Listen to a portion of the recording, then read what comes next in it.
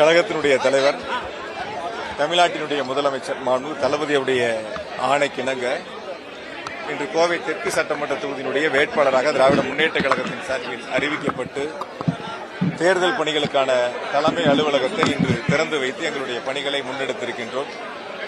வரக்கூடிய 23ஆம் தேதி நடைபெறுகின்ற சட்டமன்ற தேர்தலுக்கான இந்த பணிகளில் கோவையில் இருக்கக்கூடிய 10 தொகுதிகளும் திராவிட முன்னேற்ற கழகம் தலைமையிலான மதசார்பற்ற முற்போக்கு கூட்டணி மகத்தான வெற்றி பெறுவதற்கான பணிகளை நாடாளுமன்ற தேர்தல் முடிந்தவுடன் நாங்கள் தொடங்கி இருக்கின்றோம். குறிப்பாக ஓரணியில் தமிழ்நாடு உறுப்பினர் சேர்க்கை, வாக்காளர் பட்டியலுடைய அந்த திருத்தங்கள் உள்ளிட்ட பல்வேறு பணிகளை நாங்கள் முன்னெடுத்து ஒவ்வொரு வீடு வாரியாக சென்று வாக்காளர் பட்டியல் சரிபார்ப்பது, ஓரணியில் தமிழ்நாடு உறுப்பினர் சேர்க்கையை முன்னெடுப்பது, அதற்கு பிறகு பல்வேறு சிறப்பு திட்டங்களை மக்களிடத்திலே கொண்டு சென்று சேர்ப்பது உள்ளிட்ட பணிகளை முன்னெடுத்து மிக சிறப்பாக மக்களுடைய எண்ணம் மீண்டும் தமிழகத்தில் 2வது முறையாக மாண்பு தளபதி அவர்கள் ஆட்சி பொறுப்பை ஏற்க வேண்டும் என்று உறுதியோடு இருக்கின்றார்கள். அந்த வகையில் கோவையில் வாக்காளர் பெருமக்கள் ஒரு மகத்தான வெற்றியை வழங்குவதற்கு தயாராக இருக்கின்றார்கள். என்னை பொறுத்தவரை 2006ஆம் ஆண்டு தொடங்கி கரூர் தொகுதியில் போட்டியிட்டு வந்த சூழலில் எங்களுடைய கழகத் தலைவர் அவர்கள் கோவை தெற்கு தொகுதியில் போட்டியிடுவதற்கான வாய்ப்பை தந்திருக்கின்றார்கள். இந்த வாய்ப்பை நான் எப்படி பார்க்கிறேன் என்று சொன்னால், கோவையில் கடந்த தேர்தலில் 10 தொகுதியிலும் வெற்றி வாய்ப்பை இழந்திருக்கின்றோம். இந்த தேர்தலில் கோவையில் ஒரு மகத்தான வெற்றி பெற வேண்டும், அதற்கான ஒரு வாய்ப்பாக எங்களுடைய கழகத் தலைவர் அவர்கள் வழங்கி இருக்கின்றார்கள். எனவே இந்த நல்ல வாய்ப்பை பயன்படுத்தி கோவை மாவட்டம் முழுவதும் திராவிட முன்னேற்ற கழகம் தலைமையிலான கூட்டணி ஒரு மகத்தான வெற்றி பெறுவதற்கான பணிகளை மிக வேகமாக முன்னெடுத்து மகத்தான வெற்றியை நாங்கள் பெறுவோம். அவங்க எப்படி சார், அவங்க தோத்து போக வேண்டாம் சொல்லுவாங்க? அவங்க தோத்து போக வேண்டாம் சொல்லுவாங்க? இல்லையே இல்ல, அவங்களுடைய கருத்துக்களை அவங்க சொல்றாங்க. நிச்சயமாக தமிழ்நாட்டு மக்களுடைய எண்ணங்கள், அவருடைய சிந்தனைகள், குறிப்பாக கோவை மாவட்ட மக்களுடைய எண்ணங்கள், சிந்தனைகளை நீங்க பார்த்திருப்பீங்க. பல்வேறு இடங்கள்ல நீங்களும் பல பேர் கருத்து கணிப்புகள்லாம் நடத்திருக்கீங்க, மக்களை சந்திச்சிருக்கீங்க, மக்களுடைய எண்ண ஓட்டங்களை, மனநிலைகளை நீங்க நாடி பிடிச்சு பார்த்திருக்கிறீங்க. நேற்றைய தேர்தல் அறிக்கையில ஒரே ஒரு உதாரணத்தை மட்டும் உங்களிடத்தில் நான் முன்வைக்கின்றேன். எங்களுடைய முதலமைச்சர்கள் கோவைக்கு வருகை தந்த பொழுது கோவை மாவட்டத்தில் இருக்கக்கூடிய பம்ப்செட் உற்பத்தியாளர்கள் எங்களுக்கு எங்களுடைய தொழிலை பாதுகாக்கக்கூடிய வகையில் ஏதேனும் சிறப்பு திட்டங்கள் வேண்டும் என்ற கோரிக்கையை முன்வைத்தார்கள். அதை ஏற்றுக்கொண்ட எங்களுடைய முதலமைச்சர் அவர்கள் நேற்று வெளியிட்ட தேர்தல் அறிக்கையில் தமிழ்நாட்டில் இருக்கக்கூடிய 20 லட்சத்திற்கும் மேற்பட்ட விவசாய மின் இணைப்புகளுக்கு குறிப்பாக புதிய பம்ப்செட் வழங்கப்படும் என்ற ஒரு மகத்தான தேர்தல் வாக்குறுதியை வழங்கியிருக்கின்றார்கள். இதில் 2 வகை, ஒன்று விவசாயிகள் பயன்பெறுவது, 2வது கோவை மாவட்டத்தில் இருக்கக்கூடிய அந்த பம்ப்செட் உற்பத்தியாளர்களுடைய வாழ்வாதாரத்தை பாதுகாக்கக்கூடிய மிகப்பெரிய ஒரு அறிவிப்பாக பார்க்கின்றேன். நேற்று என்னிடத்தில் அந்த தொழில் முனைவர்கள் பேசுகின்ற பொழுது 2 மனுக்களை முதலமைச்சர் கொடுத்தோம். நாங்களே எதிர்பார்க்கவில்லை, இப்படி ஒரு மகத்தான அறிவிப்பு தேர்தல் அறிக்கையிலே வரும் என்று நாங்கள் நினைத்து பார்க்கவில்லை என்று சொன்னார்கள். அந்த அளவிற்கு முதலமைச்சர்கள் ஒவ்வொரு திட்டங்களாக பார்த்து செயல்படுத்தி இருக்கின்றார்கள். இப்பொழுது அறிக்கையிலும் கொடுத்திருக்கின்றார்கள். அந்த வகையில் கோவை மாவட்டத்தினுடைய தொழில் வளத்தை பாதுகாக்கக்கூடிய முதலமைச்சராக நம்முடைய முதலமைச்சர்கள் செயல்பட்டுக் கொண்டிருக்கின்றார்கள். திராவிட மாடல் ஆட்சி 2.0 நிச்சயமாக கோவை மாவட்டம் வளர்ச்சி பெறும். கோவை தெற்குக்கான பிரதான வாக்குறுதிகள் தெற்குல இருந்தவங்க எதுக்கு வடக்குக்கு போனாங்க? கோவை தெற்கு ஒரு நிமிஷம் அவர் கேள்வி முடிச்சார். தெற்குல இருந்து நீங்க ஒரு திருப்பி கேள்வி கேட்கணும் சார்.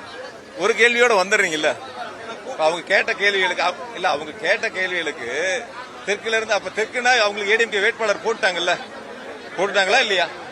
வேட்பாளர் போட்டாங்களா இல்லையா? அப்ப அவங்களுக்கு இல்லன்னு தானே அர்த்தம். வேட்பாளர் எங்க போடல, வடக்குக்கு போடல. வடக்கு எந்த கட்சி கொடுத்திருக்காங்க? பிஜேபிக்கு கொடுத்திருக்காங்க. அப்ப யாரு வேட்பாளரா இருக்கும்? தெற்குல இருக்கிறவங்க எதனால வடக்குக்கு போனாங்க? அந்த கேள்வி திருப்பி அவங்க கிட்ட கேள்வி கேட்டீங்கன்னா, நான் எப்பொழுதும் தேர்தல் களத்தை பொறுத்த வரைக்கும் பயந்ததும் இல்ல, பின்னோக்கி போனதும் இல்ல. கரூர்ல எம்எல்ஏவா இருந்தேன், அரவக்குறிச்சிக்கு போக சொன்னாங்க, அரவக்குறிச்சிக்கு போனோம், அங்கேயும் தேர்தலில் வெற்றி பெற்றோம். திரும்ப கரூருக்கு வந்தேன், திரும்ப கரூர்ல வெற்றி பெற்றோம். ஆகையால கோவையை பொறுத்தவரை எனக்கு கரூர் வேற இல்ல, கோவை வேற இல்ல. ஏற்கனவே எங்களுடைய கழகத்தினுடைய வழிகாட்டுதலின்படி கோவையிலே அரசினுடைய பணிகளையும் இயக்கத்தினுடைய பணிகளும் நின்று முன்னெடுத்திருக்கின்றோம். ஆக அனைத்து பகுதியிலும் நன்கு அறிவேன். ஆகிய கோவையை பொறுத்தவரை என்னுடைய சொந்த ஊரை போல மக்கள் என்னை அன்போடு உபசரித்திருக்கின்றார்கள். இருக்கக்கூடிய இலக்கத்தினுடைய தலைவர்களும் அன்போடு பார்த்துக் கொண்டிருக்கின்றார்கள். நிச்சயமான ஒரு வெற்றியை தருவதற்கு மக்கள் தயாராக இருக்கின்றனர்.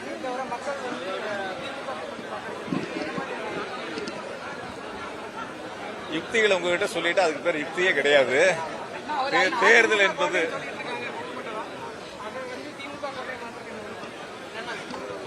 2021 சட்டமன்ற தேர்தலில் ஒரு தொகுதியில் 1000 ஓட்டு, இன்னொரு தொகுதியில் ஒரு 1700 ஓட்டு, இன்னொரு தொகுதியில் ஒரு 4000 ஓட்டு, இன்னொரு தொகுதியில் ஒரு 8000 ஓட்டு, இன்னொரு தொகுதியில் ஒரு 10000 ஓட்டு. 2021 தேர்தலுக்கு பிறகு அதிமுக வளர்ந்திருக்கான்னு கேட்கறாங்க. 21 சட்டமன்ற தேர்தலுக்கு பிறகு அதிமுக வளர்ச்சி பெற்றிருக்கிறதா அல்லது ஏதேனும் லட்சக்கணக்கான மக்கள் போய் அந்த இயக்கத்தில் உறுப்பினர்களா சேர்ந்திருக்காங்களா? எந்த வகையில கோவை அதிமுக கோட்டையை அவங்க சொல்றாங்க. அதையும் நீங்க கேட்டு திருப்பி இந்த கேள்வியை அடுத்த முறை பார்க்கும்போது கேளுங்க.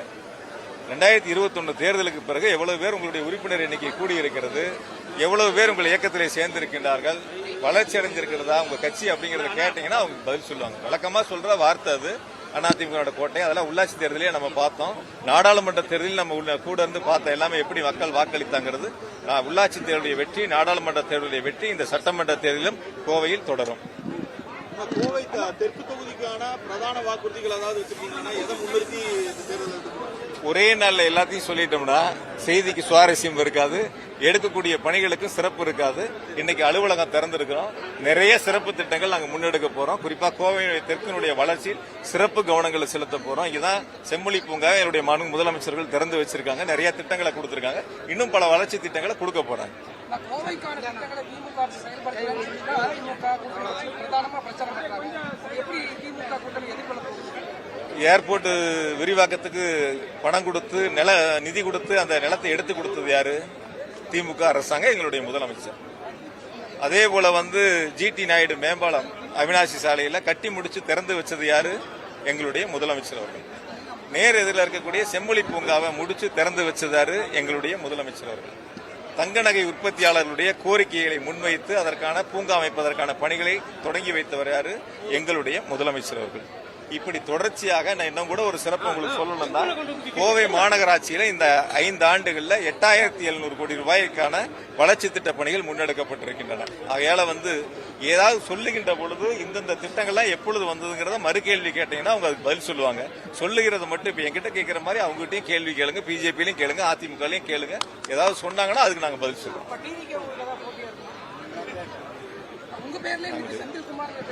யாரு வேணாலும் வரட்டும் சார், பார்த்துக்குவோம். யாரு வேணாலும் வரட்டும். அதாவது ஒவ்வொரு கட்சியும் தேர்தலில் வெற்றி பெறணும் அப்படிங்கிற முனைப்போடு தான் வேட்பாளர்கள் அறிவிப்பாங்க, தேர்தல் களத்துக்கு போவாங்க. வெற்றி யாருக்குங்கிறத வாக்காளர் பெருமக்கள் தீர்மானிப்பாங்க. ஆனால் நாங்கள் முன்னெடுப்பது எங்களுடைய முதலமைச்சருடைய சாதனைகளை சொல்லி வாக்குகளை சேகரிக்க போகின்றோம். பயன்பெற்ற மக்களுடைய அந்த திட்டங்கள் மூலம் பயன்பெற்றாங்க, அவங்களிடத்துல எங்களுக்கு வாக்களிங்களா ஆதரவு கேட்க போறோம்.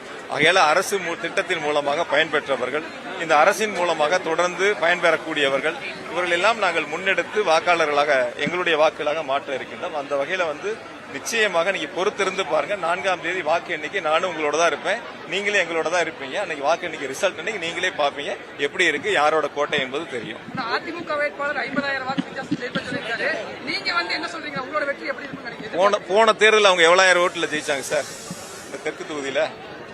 போன தேர்தல் அதுக்கப்புறம் அவங்க கட்சி எவ்வளவு சார் வளர்ந்துருக்கு? யார் சார் ஓட்டு போடுவா? கொஞ்சம் பார்க்க சொல்லுங்க. பிராக்டிகலா கிரவுண்ட் எப்படி இருக்கு, மக்கள் மனநிலை எப்படி இருக்குன்னு பார்க்க சொல்லுங்க. சும்மா சொல்றது சொல்லலாம், உங்ககிட்ட கூட நான் கூட சொல்லலாம் 1 லட்சம் ஓட்டுல ஜெயிப்பேன்னு. இருக்கிற ஓட்டே 1,86,000.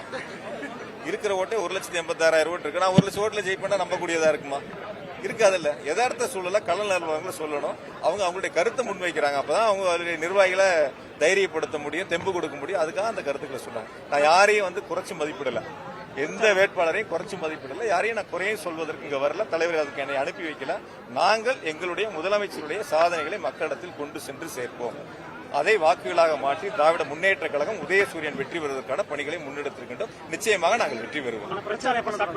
நாளை மாலை தொடங்கும். புளியங்குளத்தில் நாளை மாலை தொடங்கும்.